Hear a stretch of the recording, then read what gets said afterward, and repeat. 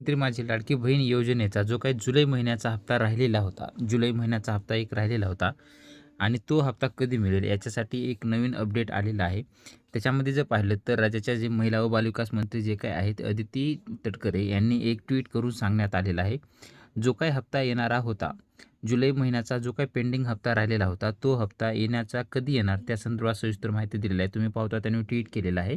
एक 2 तासापूर्वी आत्ता ट्विट केलेलं आहे त्यांनी म्हणजे 8 वाजता 1 ऑगस्ट 2025 रोजी हे ट्विट केलेलं आहे. लाडक्या बहिणींना रक्षाबंधनाची भेट माननीय मुख्यमंत्री श्री देवेंद्रजी फडणवीस साहेब, उपमुख्यमंत्री श्री एकनाथजी शिंदे साहेब, उपमुख्यमंत्री श्री अजितदादा पवार यांच्या मार्गदर्शनाने मुख्यमंत्री माझी लाडकी बहीण योजनेच्या सर्व पात्र लाभार्थ्यांना रक्षाबंधनाच्या पूर्वसंध्येस जुलै महिन्याचा सन्मान निधी ₹1500 वितरित करण्यात येणार आहे. रक्षाबंधनाच्या पूर्वसंध्येस सर्व पात्र लाडक्या बहिणींच्या बँक खात्यात सन्मान निधीची रक्कम थेट जे काही लाभ हस्तांतरणाद्वारे जमा केली जाईल असे त्यांनी ट्विट करून सांगण्यात आलेलं आहे.